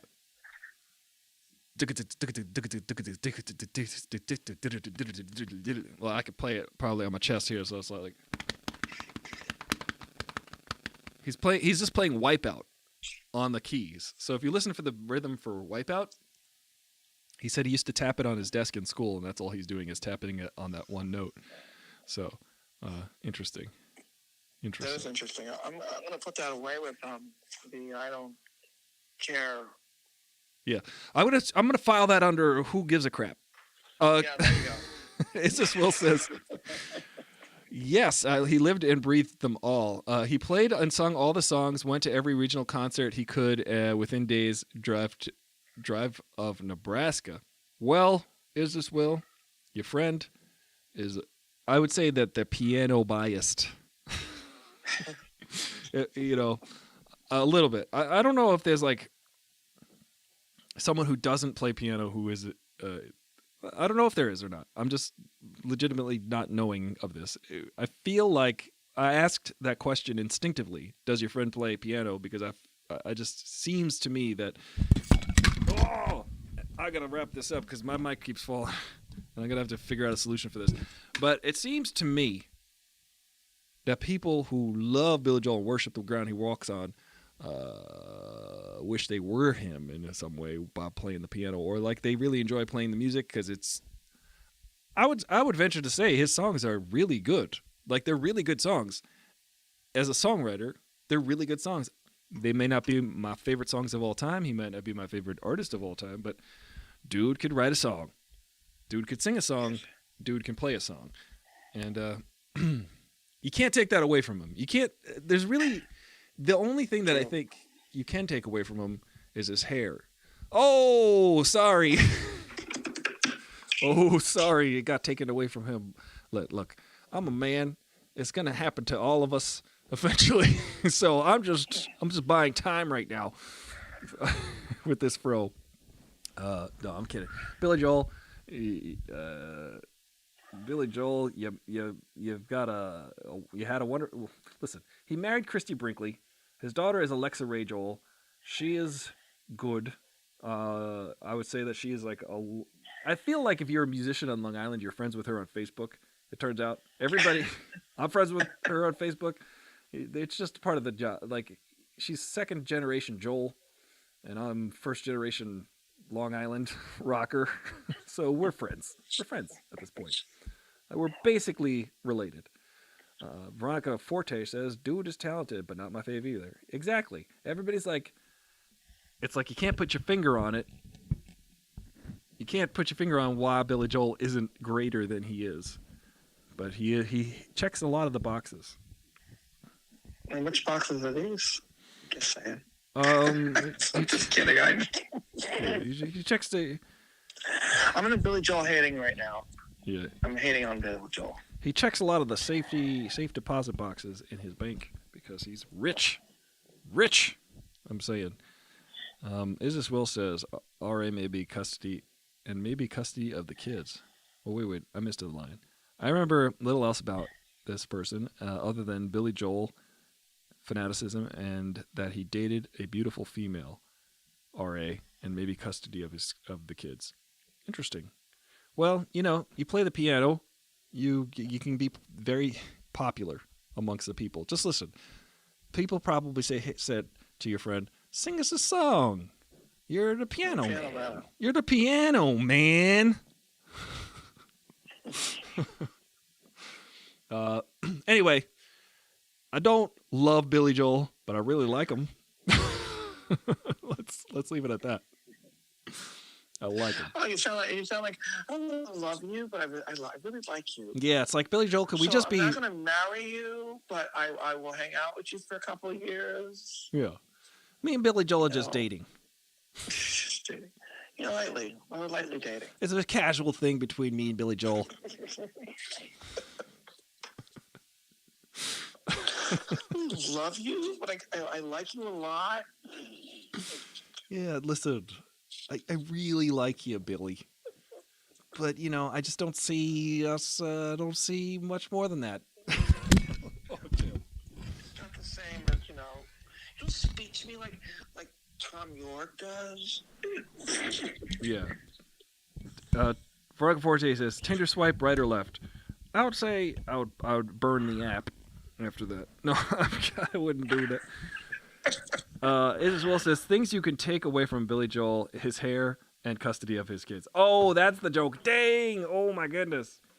You could also take away his license for driving drunk into every wall in Southampton. So the hair, the license, and the kids. Boom. That's what we got, folks. Ooh, you could take that.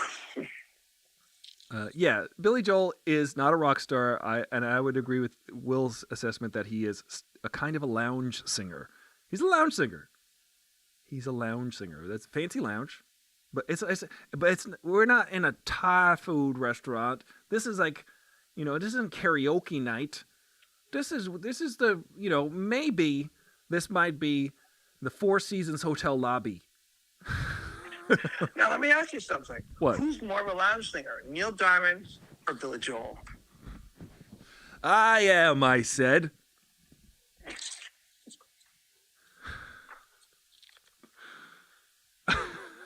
That's a real question. That's a real question. Oh. Let's Google it.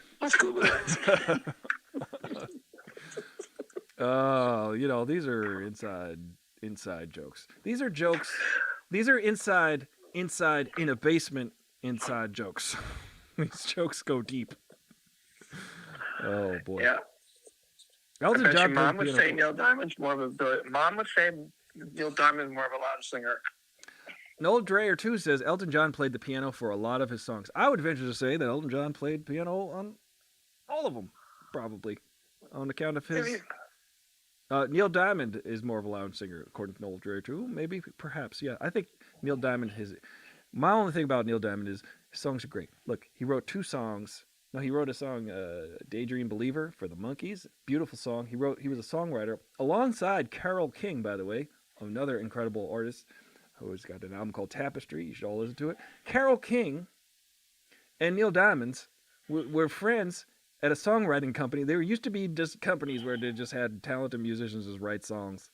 And because, interestingly enough, Neil Diamond didn't think he was marketable enough, partly due to his ethnicity, that he said, people not going to really buy like a Jewish Elvis is what he calls himself.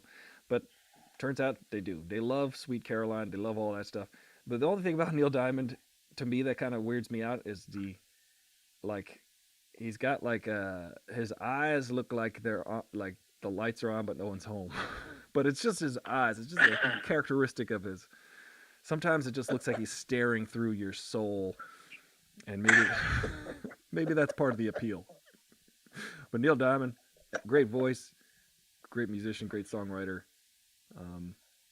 Just don't stare at him in the eyes, because you might get your soul stolen from him.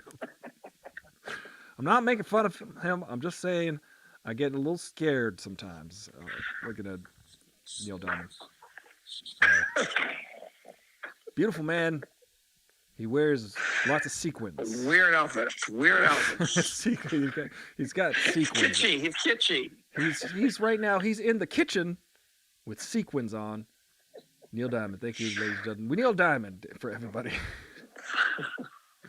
We love you, Neil Diamond. He wrote Red Wine. He did write that for UB. And UB40 was just made it all one two all the way to number 1. I was actually looking at. There's a poster of this concert going on this week. I think it's tomorrow in LA, and UB40 was on the list. Oh, because one of the guys died a couple of years ago. Oh man, are they UB20 now? Yep, UB20. Oh dang, UB39. That's what they are. Good golly, that's upsetting. Sorry to hear that, UB39. Jude Jella 19 says, I had a different experience of a Billy Joel concert than Eric. His name is Brother Ricky, please. His name's Brother Ricky. Brother Ricky. He was super high energy, funny, and the entertainer. I'm sure that he would be a fun concert. Tell him I'm from Long Island. If he's not from Long Island, he has no right to talk. Exactly. That's since we were born here. There comes a time. It's the birthright. If you were born Jewish, you're allowed to go to like Israel for free, and it's called the birthright. You can go to the Wailing Wall. If you were born on Long Island, you can go see Billy Joel concert for $200. And you can talk smack about Billy Joel and get away with it. It's our license. Yeah, and so, we're not saying we hate him. We love him. Oh no, sorry. No, we like him. We like him.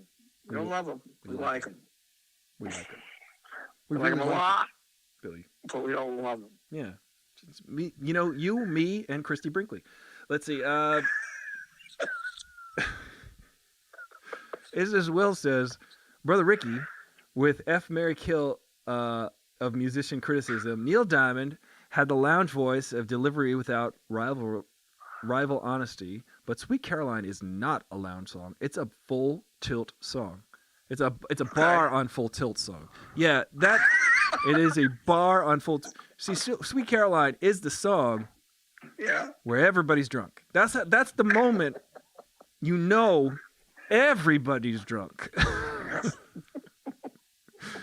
I saw Neil Diamond at the Garden.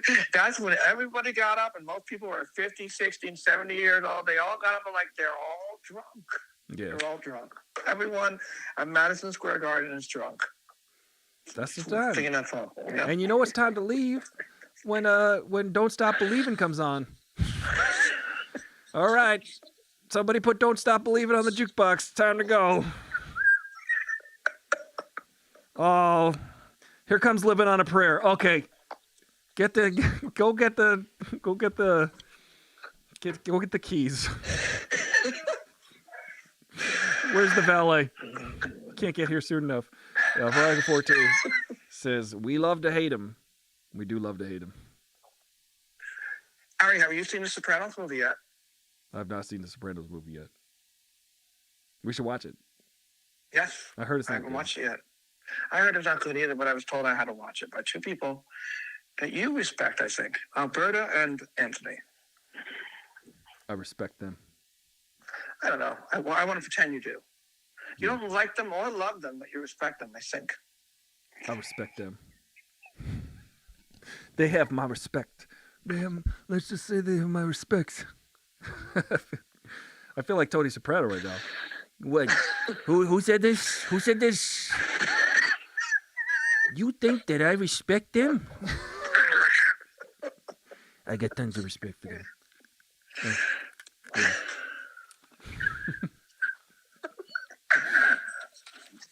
Oh. Well, I'm gonna go eat a pizza now. I think pretty soon. I think there's pizza on the way. But yeah. I think that's it. I think we've eviscerated Billy Joel enough. Yeah. I think I see smoke, and I see ashes, and I see smoke. Yeah, he's completely destroyed. He's destroyed, Billy Joel. In the middle of the night. The Judds were good too, says Noldrer too. They made it to the Hall of Fame. The Judds. Do you mean Winona and the Judds? the judge. Well, now there's just one of them now. Oh, did one of them? Is it? And the mother passed away the other day, like the night before she was to win the country musical, whatever, Hall of Fame. That's it. Did you hear about that? I didn't. Where I you haven't been living? paying What, attention. you got lost on a plane for 3 days? No, I was in Portland. Oh, that explains it. That explains it. Yeah. That explains it. That's sad. Yeah. She, the night before. Well, I know the judge can sing though. She could sing. I know that the moms could sing too. Yeah. The moms, like there were two. There's the mom and the daughter, the judge. I know, but you said the moms can sing. That's what it sounded like. I thought I heard plural. Thank you. Wow. Okay. Naomi and Winona. Well, yeah, she passed away the night before they were supposed to be inducted into the country rock and roll Hall of Fame. Country. Oh my goodness! Does she committed suicide? That's what. Well, they actually. This is what they said on the radio, and I'm like, yeah, I think that's what she did. She said from mental health. Oh, like, what does that even mean? What does that mean? Well, sucks. Mm-hmm. No. Well, let us all realize that this is a serious issue, that there is help out there. You can call hotlines. There are people who you can talk to. That's sad. That's just sad. Yeah, it is. Yeah. The SCOTUS week. Yeah. Oh yeah, we gotta talk about that, don't we? Well, the whole country going to crap right now. It's horrible. I just gotta say this before I go, because I definitely gotta go. And Will, without missing a beat, at the very last outro of the show, he's like, "Let's talk about the Supreme Court." Just. Oh boy. Talk about opening up a can of worms. Yeah. I just want to say this. If you're against abortion, don't get one. Number one. Oh, pizza's here. They're summoning me to go eat pizza, so I'm gonna go eat pizza immediately. All right. But immediately. I'm gonna say, if you're against abortion, don't get one. Secondly, if you're against it, truly want to outlaw it, you're just demonstrating that you are racist and or classist. Because the people who need safe abortions tend to be lower income folks and also people of color. And the people who are rich and white can get an abortion anytime they want. Safe anytime they want. Anytime you can completely outlaw it in the country, they'll still get one. They want one. If they need one. If they request one. If they have the choice to or not, they will still get one. That is safe. But who will it affect? The poor and the minorities. So, take a good long look at yourself and say, if you're against it being safe and legal and available as a choice and option, look at yourself and say, hey, I must be racist. I must be classist. I don't think poor people should have the same rights as rich people. If that's really what you're saying. So, anyway, on that note, honesty is such a lonely word, but it's true. I'm moving out. I'm moving out. If that happens, I'm moving out. Because I'm a big shot. Heart attack, you want him? I do not want to get a heart attack. Sounds horrible. All right. Well, you go enjoy your pizza. I'm enjoying the pizza. I'll talk to you later, and I'll talk to you at home tomorrow on Aristotle Full Throttle. Good night, everybody. Say good night, Brother Ricky. Good night. Thanks for letting me listen. Remember laughing when he says, say good night, Dick, and he go, good night, Dick. Yes, I did. Remember they say, suck it to me?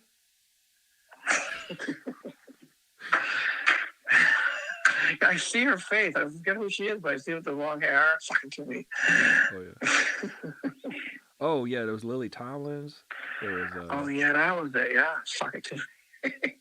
There's Goldie Hawn. Wasn't Goldie Hawn on that show? Goldie Hawn was on that show. Yeah.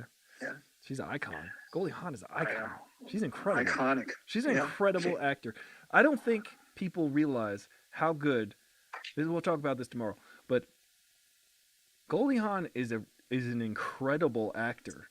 But because she was a go-go like girl on Laugh-In, I think she had to run.